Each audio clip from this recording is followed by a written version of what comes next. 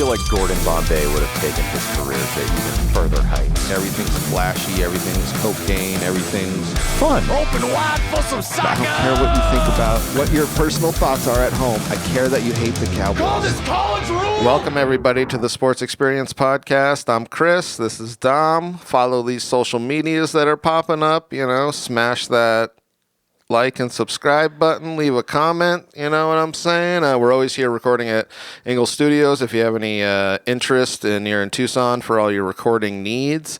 Other than that, man, let's just get right into it because this is a first. This is a first for us. You know, we're giddy. We're picking almost everybody out of every sport now in this podcast, it seems like. Because we're going for 200. We're going for 200, guys. 200's close, so tell your friends to subscribe because we're trying to get the episodes up to our subscribers. Please, yes. It's quality content for you. Just do it. It's like the Hurley boy. Let me sleep in your bed. First snowboarder. We've had some skaters, and he's a skater, but he's the guy that Tony Hawk's snowboarding. Yeah, basically the Tony Hawk of snowboarding. Much like Tony Hawk, was born in San Diego. Wait, who are we talking about? Shaun White. There you go. I didn't think we dropped the Shaun name yet, and it's not Shaun, it's Shaun. There's a U, everybody, for a double dose of pimping. Born September 3rd, 1986 in San Diego, California, and had a congenital heart defect after he was born. Tetralogy of Fallot, I guess. That's how you say it. Yep. Congenital heart defect. Needed 2 open heart surgeries before the age of 1. I don't think we've had an athlete like that before. No, it's pretty interesting because he said in the beginning of his life it told his parents that he needs to stay inside and not be so active because his heart might... You know, he might be a 20-year-old heart attack. They didn't know. No. And his parents didn't listen to that. They were hippies. Dad was a surfer. You know what I mean? So it was a very California, San Diego vibe. Medical science, we don't need that. You're not going to be you could be an indoor kid in San Diego. That's their response. I imagine they were just like, yeah, we'll try as best we can. Like, is he going to join the rodeo? Also, probably not. Youngest of 4, so I imagine even that, you know, everybody's going out already, and like it's not like he's the oldest and like, let's stay inside. He's like, yeah. Do I want to play checkers one more time? F you. So the cat keeps winning. The cat keeps winning. His mom was a waitress. His dad, in addition to being a surfer, worked for the water department of San Clemente. Yep. So basically, growing up in San Diego and Southern California, he's doing all the things that all the kids do, which is outside, as far as skateboarding and surfing and actually learning to snowboard up in the San Bernardino Mountains with his family. Yes. Mm-hmm. He would basically stay in the resort parking lots basically year-round just because that was what he was interested in doing. Well, they would like sleep in their van or like sleep on people's houses, and it was very much like that community where they're like, well, we're here to snowboard, we're here to skate, or whatever they're doing at that time. Mm-hmm. And the living situation was kind of up in the air. Yeah. You know, not up in the air, but more of like freewheeling, hippie-ish. Yeah. You see all those van ladies now on the dating apps. That's it's like, right. I live in my van looking for some you-know-what. Showers, exactly. Showers. All the bums in Hawaii used to do that. I'd see them all the time at the beach just showering. Oh, yeah, for sure.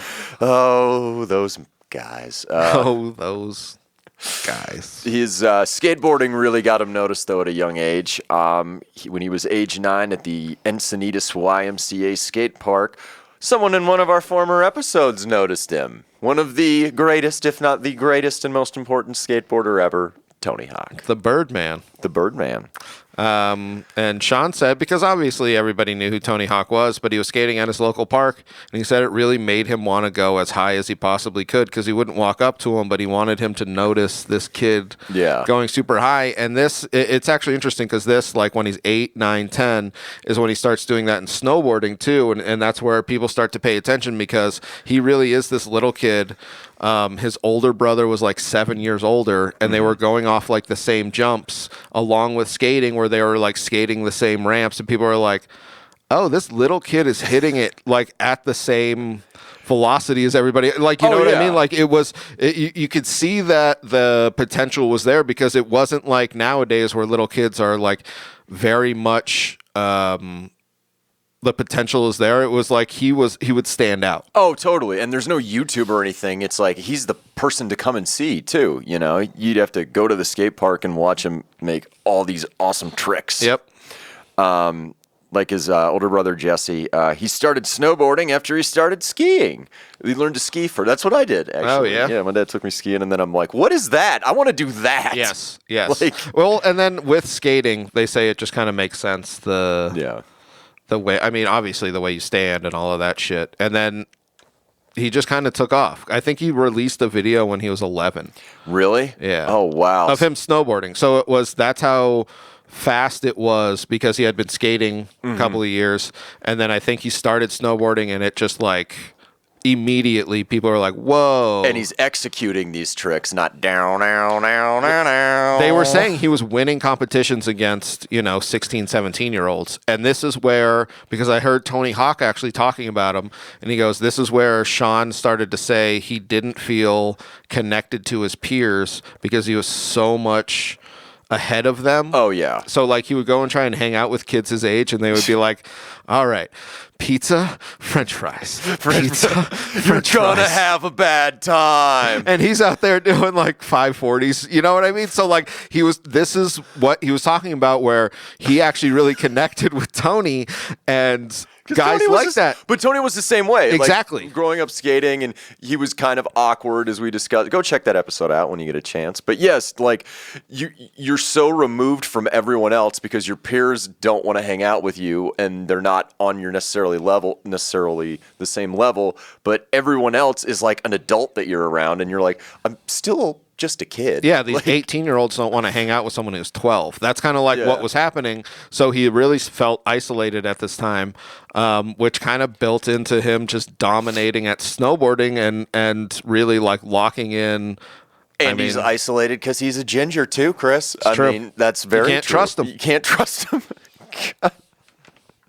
You want to, but you can't. Oh, man. So do you want to talk about his skateboarding the X Games, or do you want to do the Winter Olympics and some of those let's start with snowboarding, because he was such a big, in this beginning he does go into skating, but he's so progressive in snowboarding. I mean, everybody knows him from snowboarding. Yeah.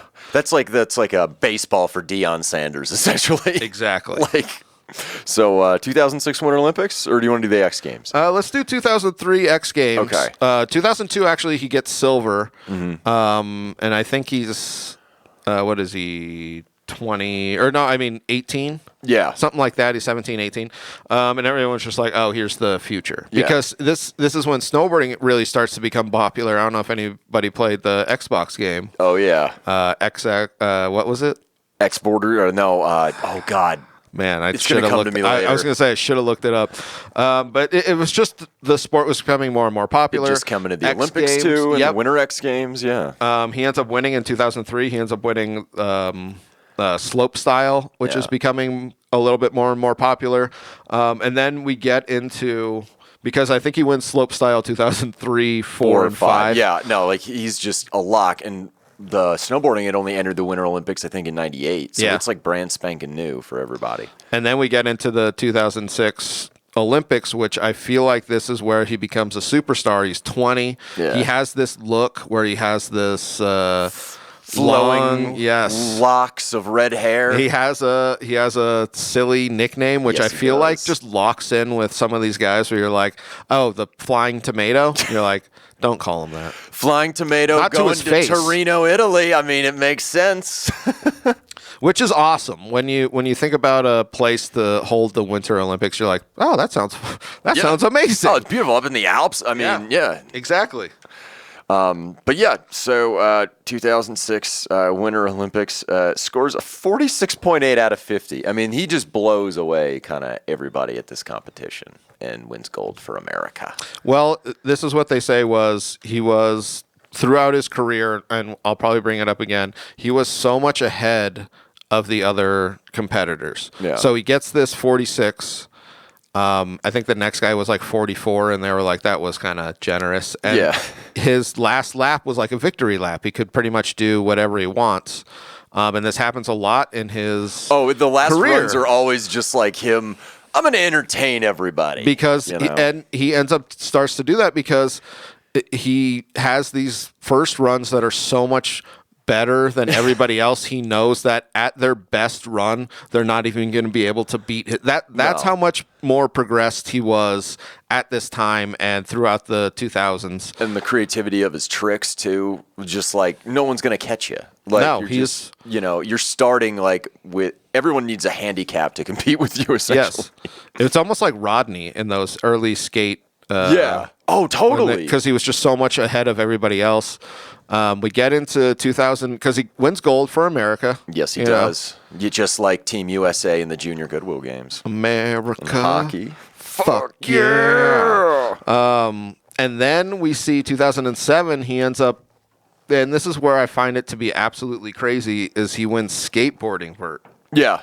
At the X Games. Why? And just that, because I know we were kind of bounce around with his skating, but just this little, because I think, hold on, in 2005 he won silver. 2006 silver in skateboarding. Yeah, skateboarding. 2006 he wins Olympic gold in snowboarding. 2007 he wins gold in skating. And you're just like, oh, so he is in this era. I felt like he was the best. And I hate saying this, but extreme athlete. Yeah, no, I mean, it sounds weird now, but like, what else are you going to call him? And it's hard to even talk shit on it because with his vert and he was just spinning. Yeah, just spinning. You know? Doing those tricks. It's just it's a crazy accomplishment that you'll never see anybody do again. That's the thing that I think we have to really realize is somebody going from the top snowboarder to the top vert skater back to the top snowboarder to just banging chicks. To just, oh man. The amount of poontang he got in this era had to be vast. Just vast. They were calling us balls the flying tomatoes. Flying tomatoes. All right. Oh, God. Even though he looks like Scott Tenorman from South Park. But this is where he becomes a star. This is where we all got addicted to Mountain Dew. Yes, we did. This is our... I'm all jacked up on Shaun White and Mountain Dew. November 2008, his video game gets released. Yep, Shaun White snowboarding. So I feel like this is his peak stardom. Yeah, like 2008 was a good year for everybody. Yeah, it was. Except the economy. Well. In February 14th, 2009, he wins the FIS World Cup in the men's halfpipe at Vancouver's Cypress Mountain. He qualified and won despite a sprained thumb. I mean, granted, you don't need it that much to snowboard, but still. Playing while he's hurt. He scored the highest in the half pipe on the first of his two runs in the final. So just another competition where he's just like coast. Dominates. Just absolutely coast. Again, in 2010, they're in Vancouver for the Winter Olympics because he's back. He's back for some more. He's this going time for he's some in the Al Order. couve. Yep. He's in the couve. And this is where... This is crazy. This is, Yes, and you see how much better he is because he goes on his first run, dominates. Yep. He's up like 3 points. Nobody can catch him. But what he said was, he goes, I have this trick in my back pocket. Oh, God, yes. Just in case somebody has the run of their life. Yeah. And instead of just coasting down, he literally goes and does a run that beats his own run. Yeah. You know what I mean? Like, that's the kind of guy he was where he does this... Double McTwist 1260, or what do they call it, Chris? That's it. Double McTwist 1260. The tomahawk. It's my McDonald's order. It is, yeah. It's where you take a McRib and then put a McFlurry between the McRib. And you cry. And then you cry as you eat it while also being aroused. That's usually what I do at McDonald's. But and he's doing this trick for like a couple of years before people really can catch up and do it in competition. So now he's dominating even more. And just to do this in the Olympics, he was like, I was hyping it. I told everybody I could do it. Nobody's at my level. Like that's just the way I feel like he was saying. Well, you know, I get up every morning and I piss excellence. Fucking A, brother. And to double down on his Olympic and skating, wins Olympic gold 2010, comes back, wins vert X Game gold in 2011. In Aspen, of all places, where No, in skating, I mean. Oh, in skating, This yeah, is what the I mean. summer. Because then he thinking the does winter. come back Yeah. and win, and he's winning slopestyle almost every year. Oh, in I this. know, right? But yes, I'm saying just after he wins Olympic golds, that's when he wins the vert skateboarding. Yeah, and then his competitors are just like, again? Yeah. Just again? It's like when Tom Brady will eventually unretire and play next year. God, I hope so. I really, like... But for the XFL, stop playing please. Stop playing with our emotions. Come to the XFL, just like, oh, God. We need the old XFL back. But, 2011 Winter X Games in Aspen. In Aspen, yeah. Yes, wins a super pipe. He was second going into the finals, but then he just throws out the tomahawk and says, enough of your competition. Enough. Because he's really throwing this double McTwist before anybody. Double McTwist 1260, which when you see it, you're like, that doesn't make sense. Doesn't make sense, but somebody's doing it. That's on the secret menu at McDonald's. It's true. It's like the surf and turf. It's the surf and turf. It's the surf and turf of snowboarding, everyone. Lock it in. Holy shit, that's what Shaun White is. He's a surf and turf. He's a surf and turf. That's it. Or the snow and I don't know. We'll get it. We'll get it. We'll get it one day. 2012 Winter X Games, first in history to score a perfect 100 in the super pipe. And they said it was a run that deserved, because it was just so much more than everybody else. I saw somebody commenting on one, because I watched the run, and they were like, this run was fantastic at the time, but now it's almost standard. Yeah. And you think about that, you're like, oh, yeah, that makes sense that he progressed it that much to like now, a decade later. People are like, oh, yeah, we do Shaun White's run the way he kind of laid it out. Well, yeah, because you basically tell your competition and the people coming up, like, if you don't do this, you aren't going to win anything. Yes. Like, you have to be on this level, otherwise go work at McDonald's and sell. And stop ordering the double McTwist 1260. The snow and grow. He's giving those ladies the super pipe. God. Grower and a shower. 2013, he wins his 6th consecutive super pipe at the Winter X Games. Only the second competitor in X Games history to do it. To do a 6-peat. 6-peat, minimum 6-peat. A snowcross racer was also the one who did it earlier that day. So almost came in under the wire there, but that's still pretty impressive.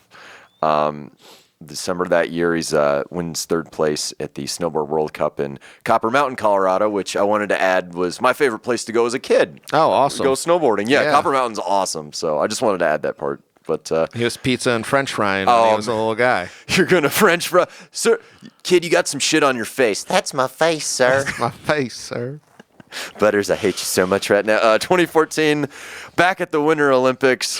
Unfortunately, this wasn't a good Winter Olympics for Shaun. 2014 is interesting. So we get to Russia.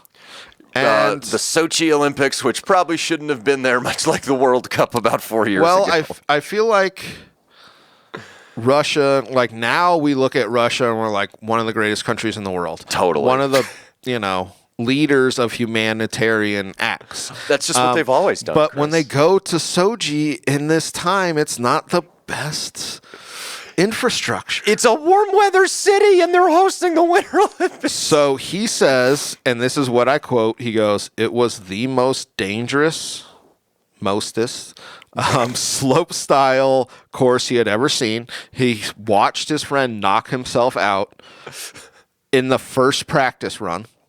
So he was just like, this is not safe. So he ends up pulling himself out of slope style. Well, the Russian bear knows how to make quality infrastructure and goods. It's a sickle. It's a sickle. And it's a hammer that crosses it. Yes, there is. And that's where we're at with this. And a lot of people were talking shit, and he did not, because he has always been, like, he's had haters, but he's always been looked at as like a top competition guy, and people are kind of calling that into question here in Russia, because he pulled out of slope style. He tried to focus just on super pipe, and that didn't really go great. No, and he doesn't even medal in these Olympics. But we're giving him a mulligan. I'll tell you what's interesting was his coach said, because the Olympic infrastructure was so bad, because he had a routine where he would cook up a steak. Mm-hmm. and eat it before he would go on his run. That's that was dope. it. Just a steak by itself. They would cook it up. His coach came in an hour and a half or so before, and he just goes, all right, so I can't find steak. Did they not murder a cow beforehand? But I found this mystery meat. Pretty sure it's pork.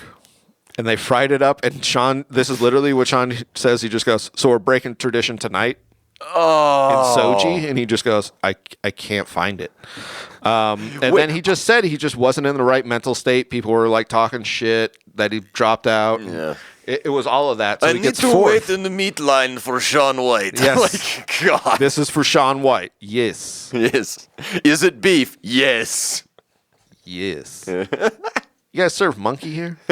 Hey, Don't tempt them, Chris. They might. we got monkey. God. Oh, It's like nature's human. It's like, that sounds like something Charlie would say. It is. It's from when Is they it really? eat the... Oh, the human meat? Yeah. Oh, God. And they go to the Korean deli or whatever. I'll give you 5 minutes alone with the body. I'm not the one with the hot plate, Chris. We'll take some of that meat that looks like a rope and then the blanket there. Raccoon meat! You guys sell monkey? Hey, we sell monkey. Oh, God. So the 20... Here's my only question, and this is another comics joke, but I mean, we're just going off the rails on this one. But in Temple of Doom, Oh, God. when they get served monkey brains, do you think you have to send a retarded one back? Oh, God damn it.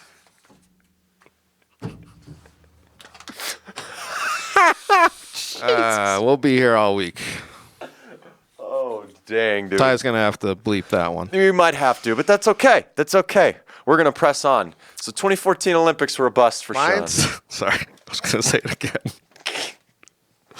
But this is the first time we're getting right back into it. We're comics and we love sports, and man, we're gonna clip and or cut this. Oh, jeez.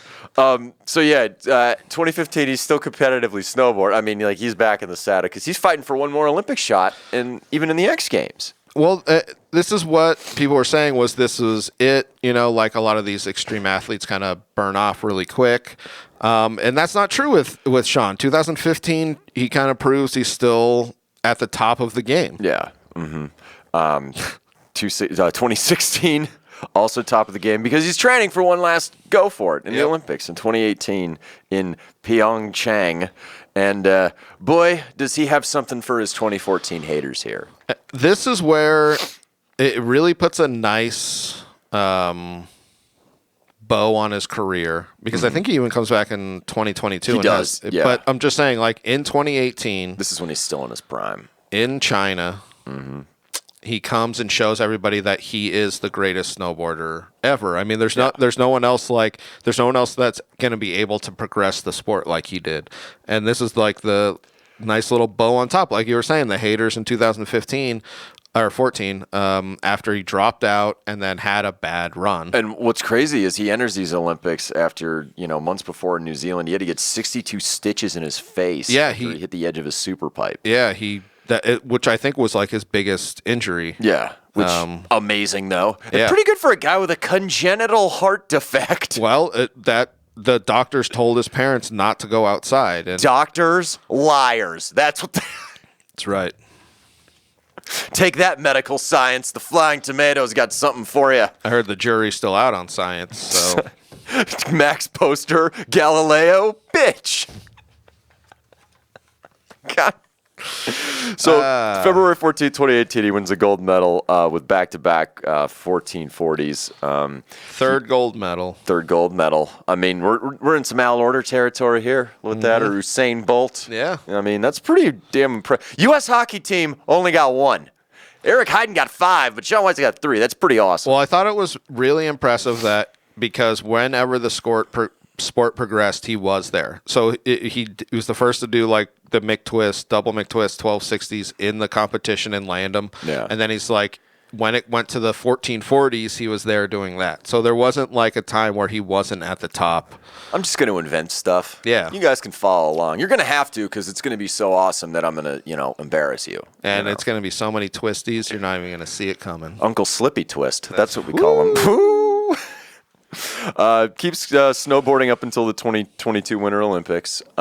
He says it's going to be his last competition ever. Like, which that makes sense. Is pretty odd for 20 years. You've been at the top of your sport, top of your game. That's pretty awesome.